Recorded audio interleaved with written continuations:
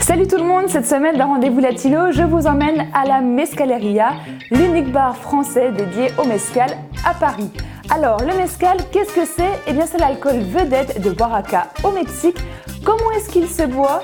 Quel goût il a? Ces éléments de réponse avec Ben Tyler, chef barman de la Mezcaleria. Là on se trouve à la Mezcaleria à Paris. C'est un bar où tout est autour du mezcal.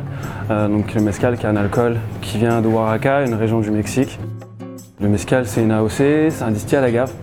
C'est une plante préhistorique si on peut dire. Ça a des notions de raisins de ces différents cépages, etc. Donc tu peux avoir un mezcal fumé, tu peux avoir un mezcal vert, tu peux avoir un mezcal épicé, mais tout est naturel, tout vient uniquement de la plante. Ça se fait pas trop souvent, mais ça existe. La raison pour laquelle le mezcal n'est pas souvent vieilli, c'est qu'il est déjà très long à produire. L'agave même, minimum, c'est 6 ans de maturité pour qu'on la récolte, selon la variété. Ensuite, pour la cuisson, tu as jusqu'à 7 jours. Et pour la fermentation, tu as entre 5 et 7 jours. Donc tu vois, déjà, tu as 2 semaines pour avoir un début d'alcool terminé. On a 70 places à l'intérieur, on a 50 places assises et 20 places au bar.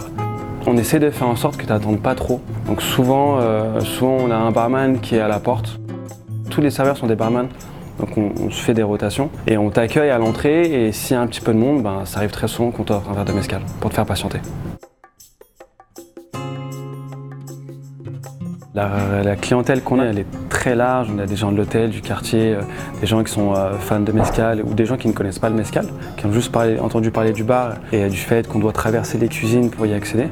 Mais si jamais on a un client qui veut un mojito, un gin tonic, une vodka soda, on a une vodka, un gin, un rhum. On a un alcool de chaque à chaque fois parce qu'on reste quand même un endroit où les gens viennent s'amuser, viennent consommer et rencontrer des gens, faire la fête, etc. Donc on se doit de répondre à la demande du client. On a sorti notre nouveau menu qui est le What the fuck menu. C'est une carte mensuelle. Cette carte, elle contient 16 cocktails. On a 2 cocktails en édition limitée qu'on vend à 20 exemplaires par jour chacun, à des prix assez bas. Et la volonté de faire ça, c'était pour faire découvrir le mezcal aux gens, sans forcément qu'ils nous disent que les cocktails sont chers, etc. Donc c'était vraiment un côté éducatif. Quand ils ont été créés, ce que j'ai demandé au barman, c'était de faire ce qu'ils avaient envie de boire et pas forcément de faire un cocktail qui allait être vendu. Là, ce que je vais te faire, c'est un cocktail assez joli qui se vend plus aux gens qui recherchent des saveurs assez puissantes. Le cocktail s'appelle Pupetta. En fait, si tu veux, le cocktail a été inspiré d'une italienne avec un très fort caractère qui a pris possession d'une grande partie du black market italien il y a très longtemps.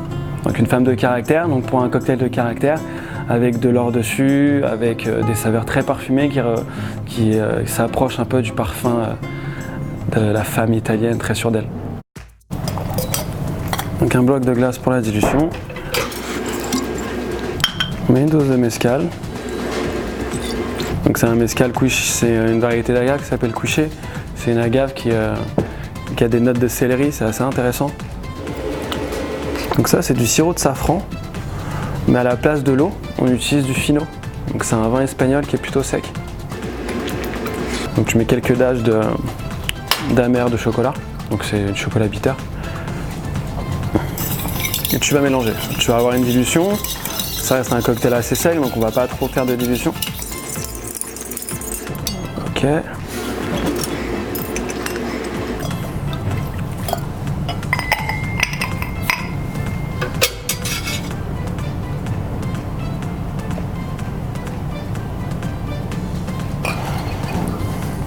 Le mezcal dans toute sa splendeur. Moi j'ai voulu tester la recette chez moi, pas vraiment le même résultat.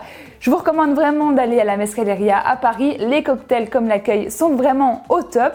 Moi je vous donne rendez-vous dimanche prochain sur la chaîne Rendez-vous Latino à 11h30. Et d'ici là, je vous souhaite de passer une excellente semaine.